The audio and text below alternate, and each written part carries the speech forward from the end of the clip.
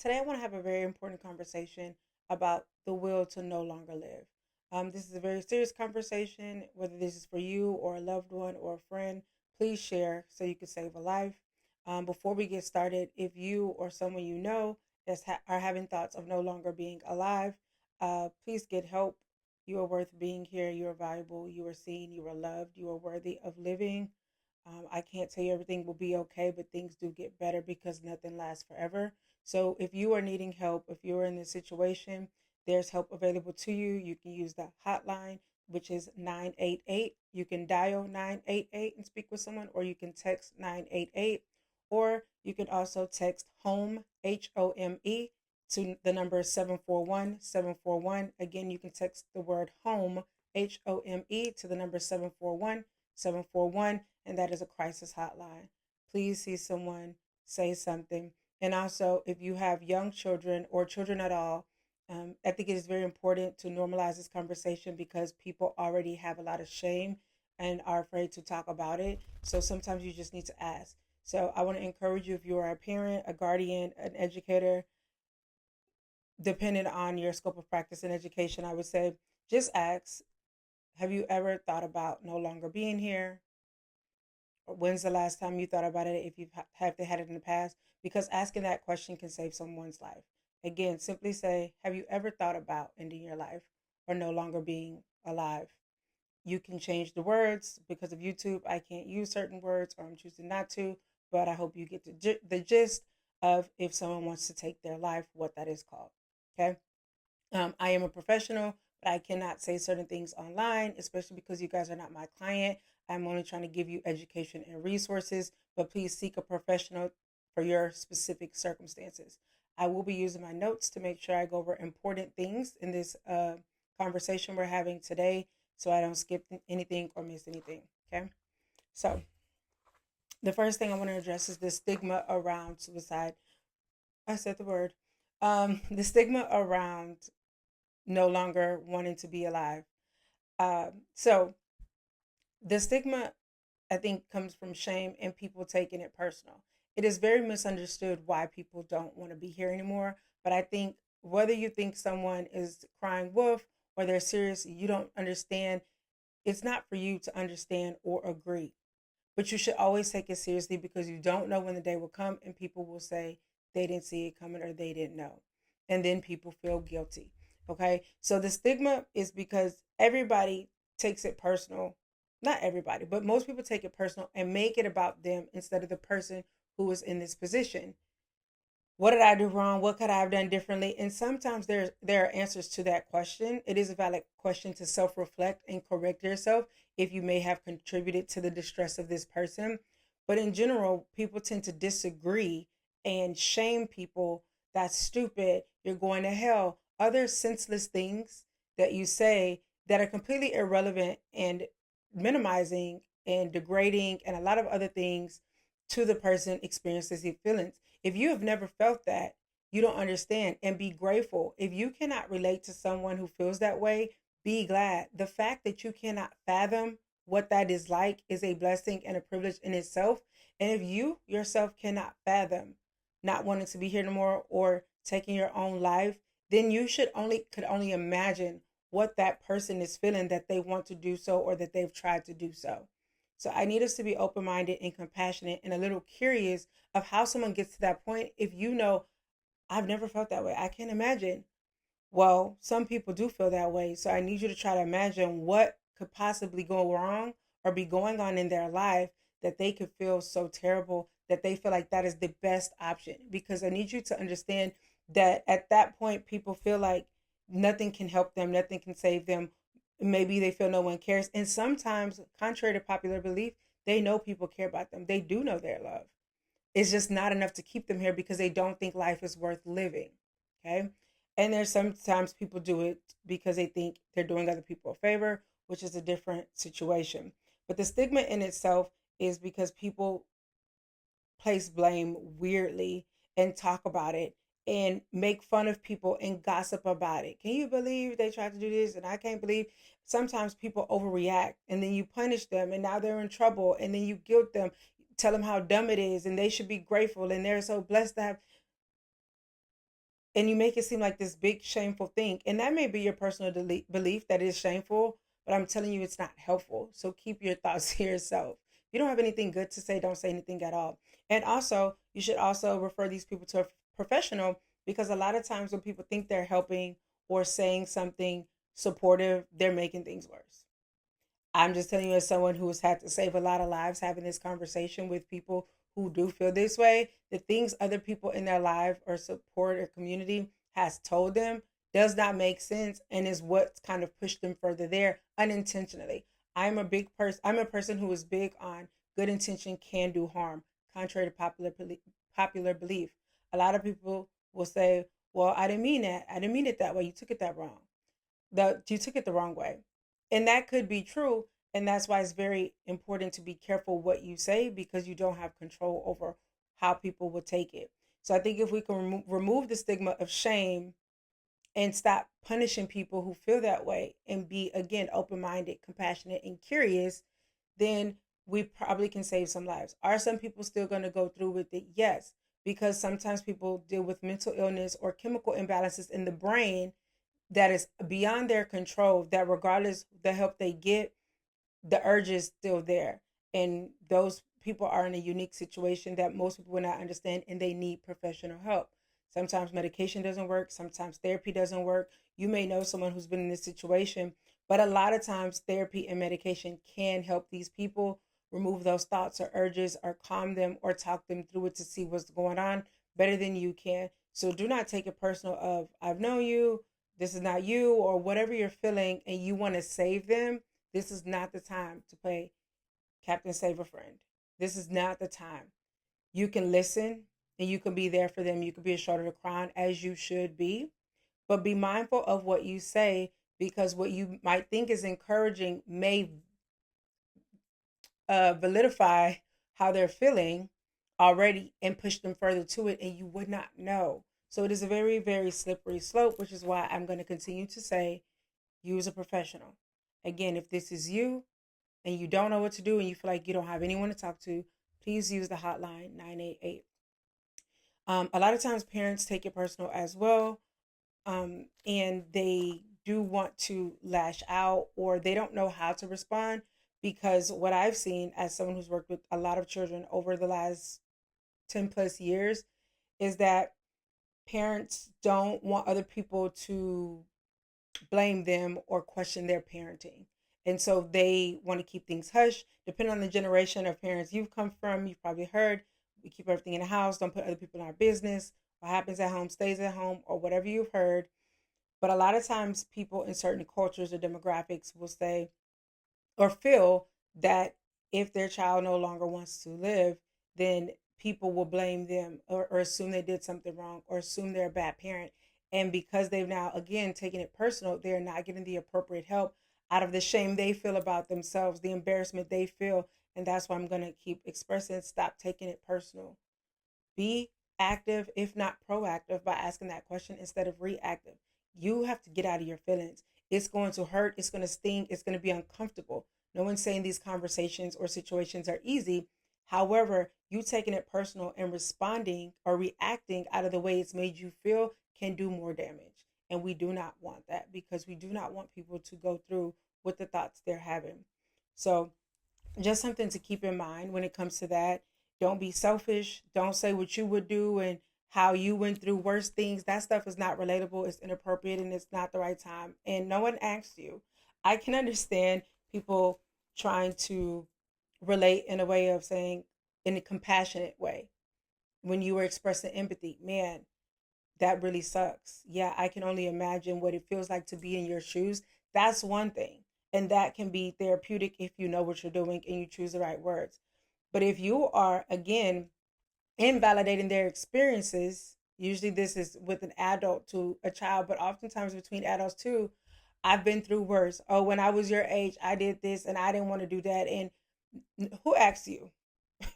And that's why I always say, when people be like, they grew up just fine. Obviously you didn't, because who in their right mind think that makes sense? How are you helping telling somebody you've been through worse and you don't want to die? How is that gonna help them? They still feel the way they feel. You you're not convincing them not to feel that way. So Please don't do that. I'm asking you nicely. Please do not do that. So a lot of times people invalidate due to the lack of understanding. I'm going to continue to say you don't have to understand nor agree just to get them some help. Especially the fact that you don't understand is why you should let somebody else handle it. You are not the person for it, and don't feel bad. Let me be honest. There was a time my son was going through some stuff and I was having a moment. And remember, I'm a professional, I'm an educator, I know these things. I was having a moment in the presence of my son. I didn't say anything to him. And what I've tried to explain to people before is that sometimes kids will internalize your pain if you're not careful. I do not dump on my son. My son does not know my personal struggles and challenges, but my son does not like to see me sad. So I also struggle with the balance of being human and also shielding him from some of my feelings because I know he will carry them and I don't think they're his responsibility. So I don't really cry in front of him. I will tell him I'm having a bad day or if I'm sad or if my feelings are hurt, but I don't usually make a scene, so to speak, in front of him because he will take it personally and feel my pain, literally. And this was a time in which I was just life was life in, and I just was like everything sucks and nobody cares kind of moment, which we all tend to have. We feel like when you just don't feel seen or heard or understood. And we were going to church, and he ended up telling some people at church that he didn't want to be here anymore. And I've shared this in another video of a student who I also know, she wanted to unalive herself because she wanted to take the stress off her mom. She loved her mom. They had a great relationship. Her mom didn't do anything to her. It was not her mom's fault in any way. I want to reiterate because people always take blame. She just felt like because her mom was going through a lot and had a lot of stress, it would be easier for her mom to have one less thing to worry about. And if her mom didn't have to take care of her and do all the things she does for her, that maybe her mom's life will be easier. People, that blows people's mind. But I have to remind y'all again, kids are kids and they think like kids. It don't make sense to you as an adult, for some of you anyway, but they don't think like adults because they're not adults. It makes sense to them. How can I help my mom? I'm not old enough to work. I don't drive. I can't pay bills. But if I wasn't here, that just makes sense to them. I'm not saying it's right, but it is what it is. And we need to be aware of that. And I ended up personally experiencing that sometime later. My son went into church and told some people he didn't want to be here anymore. And I was embarrassed. And I was like, oh, I'm the therapist. But I'm his mom, not his therapist. Let's be clear. For anybody who takes things personal because you feel like you should know better because you work in this profession or you've been through this or whatever, you're human and your child needs you to be human and their parent before they need you to be a professional. You can use your professional skills to get them help. Like I have the appropriate resources and means to get him the help he needs, which I've done. But I have to check myself, and this is just me being honest because I'm not better than anyone. I'm just educating other people based on what I know, that I'm like, I'm not his therapist. So he told them, and we all came together and they were like, hey, your son has said this. We just want you to know. And I'm just like, what the hell? I'm like, you know better. You don't say this unless you mean it because I've educated him on this. We've had plenty of talks. So I'm slightly annoyed, but remember, I'm already in my feelings because I was already having a bad day. And so I'm just like, here go one more thing. I don't have time for this. I don't have the capacity for this. And so luckily those people have been trained in this. And so they led that conversation to see what was going on, even though I had the skills to do so. In that moment, I did not have the capacity. And I reached out afterwards and I said, thank you for doing what I couldn't do at that time. Because I did not have the words because of the place I was in to be there for my son. So them intervening was a blessing for both of us because both of us were overwhelmed with emotion. Now we were fine. He didn't attempt and all those things because my son and I have had these conversations for many years, and he essentially just felt hopeless.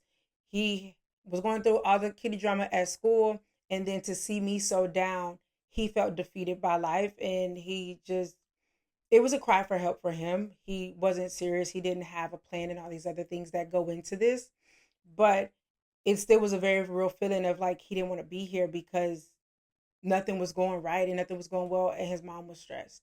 So be mindful of that. The kids do care about you and they care how you feel, which is why I say be mindful of the conversations and what you share with your children or children in general. What else? So what you can do is listen, be mindful that there are not always signs, but sometimes there is, but you are not a professional, so give yourself grace. Just take it seriously. Rule of thumb, just take it seriously. Signs sometimes are obvious. Um, some of these I know because I'm a professional, but when people change their appearance randomly, distinctively, they usually want to be noticed or seen. A lot of times people will do things to see if they will notice, and that will be their last straw. They will go out in public to see if anybody will say hi. So if people are acting differently, and that can be either side. A lot of people look for signs of depression, but people can go on the other side, which looks more like mania. Are they spending money crazier than usual? Are they buying lavish things because they could be going out with a bang, unfortunately? But also, these people can become secluded and stay in their rooms and not clean their houses and things like that. And again, don't be mad that they're not answering the phones or want to talk to you or hang out with you and they're avoiding you. Now is not the time to make this about you. There might be something wrong. Sometimes people do say it without saying it. Sometimes people do write letters. Sometimes people make empty threats until they go through with them.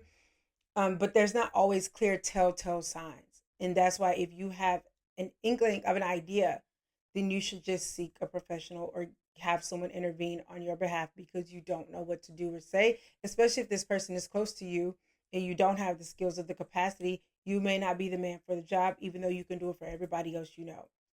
And I also want to make this very clear. I have to have this conversation a lot. Um, Again, I'm a professional, so I know my perspective is a little different, plus my education and experience. But a lot of times people don't know what language to listen for, which is why I'm going to tell you to just always take it seriously. Because there is a difference between somebody saying they don't want to be here and somebody wanting to unalive themselves. There are a lot of nuances that go into that a professional would know how to evaluate. Um, but I know it can be scary if somebody says, I just want to disappear. That does not automatically mean they want to no longer be alive or that they want to take themselves out of this world. That does not always mean that. It can, but it does not. It depends on the person and, again, nuances. So just listen to what people are saying. You can try to be understanding to an extent, but a lot of times it may just be best to say, hey, I'm sorry you feel that way.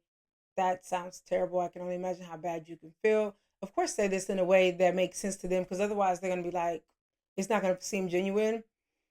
But refer them out. Tell them, encourage them, please go see someone because I don't want you to feel this way. I hate that you feel this way. It is not normal to feel this way. And I really want you to feel better. So please dial 988. Please text the word home to 741-741. Please, do you want me to help you find a therapist? Do you want me to go with you? I can take you to your appointments. Do you want to find a support group? Let's look online to see if we can find something. That's sometimes the best help you can do is intervene immediately because even after talking to you and crying to you, they may feel a little better and some relief. But whatever the problem is that led them to this point may still be there. And so it may be only a few days or a couple hours that comes back or they realize I still just don't want to be here. And so don't trust what you're doing as enough. It's a great start and thank you for being a great friend or relative, but please refer to professionals. Um, so when it comes to support, I just want to wrap this conversation up with talking about supporting someone in this situation. Is it your fault? Maybe. Dealing with it head on and talking to them is not the time to figure out. Wait till they've gotten a little better to say, hey, what could I have done differently or things like that. Now, it is different if someone is telling you that you have offended them and you've hurt them and you've belittled them. Shut up and listen and take heed to what they're saying. Apologize if you need to. Sometimes just apologize for the sake of argument and self-reflect. If you know you have been abusive in any way, condemning, you've hurt their self-esteem in any way, if you've done things to them, especially maliciously out of anger, out of spite, reacting to however you feel emotionally, apologize and take accountability. But there's not a time for you to say, well, I did this because If they're already to the point they don't want to be here, you lost your window of opportunity to explain. Get them help, get them to see things differently, get them to feel differently, and then y'all can have deeper conversations, because that conversation of you explaining themselves can push them over. It can be the last straw, and it's too big of a risk to find out. There are things people can do differently that can lead to a different outcome. You might could be a better parent. You might could be more understanding. You might could have listened. You might could have said some things differently, because there's a generation of people, if someone says they don't want to be here, people will say, do it then. If that's how you feel, go through with it. I don't agree with it. I don't recommend it. That is very dangerous and so many other things. But people do that. And then they be like, well, I didn't think they were serious. Well, why would you want to find out like that? Come on, y'all. I just need everybody to use their brain or use someone else's. Please use mine. And just take heed. This is not a funny conversation or a funny situation, but there's one thing you gotta laugh to keep from crying or cussing people out, because stop that. And if you're taking the time to watch this video, I just want to encourage you and teach you to do differently, especially if you're guilty of any of the things I'm saying are the big no's. Moving forward, do better and do things differently. When you know better, please do better, because nothing changes if nothing changes. So I hope this helps you. I hope this helps someone you know. Please have conversations with people. And if you cannot have certain conversations and somebody wants to have a conversation with you, hold their hand to get them to the right person that can have that conversation. Again, if this is you and you are trying to figure out if you should stay or if you should go, please stay. Please get help. Somebody will listen to you. I'm sorry if it's not the first person. I'm sorry if you've been shut down. I'm sorry if you've been shut out. I'm sorry if you've been ridiculed. I'm sorry if you've had a hard time finding a professional, because it's not the easiest thing to get connected with a professional or the right professional for you. I'm sorry if people have invalidated how you feel and wrote you off and told you were being dramatic, or they just were not understanding, even if that was a professional. I'm sorry you've had these bad experiences, but there's people out there who care and will listen, and there is help, and there is light at the end of the tunnel. And I want you to keep going and keep trying. Take it moment by moment, day by day. Find something to look forward to, find something to hold on to, find purpose, find a hobby, find a support group, join a church, find a community, and get help. Again, if this is you, dial 988 to get help. You can also text that number, and you also can use a crisis hotline. And there's a lot of other resources out there that I don't have off the top of my head, and I don't want to make them up. But you can Google a lot of these things. You can look. You can go to different organizations around you to see what support they have. There's help available, and you can be helped, even though you feel like you're helpless at this point and there's no help available to you and nothing will help. That is not true. That is a lie. And anxiety will lie to you, and the enemy will lie to you, whether you're religious or not. What you're feeling is not your fault, and you can get help. It may take a while. You may not feel better immediately, but please don't give up.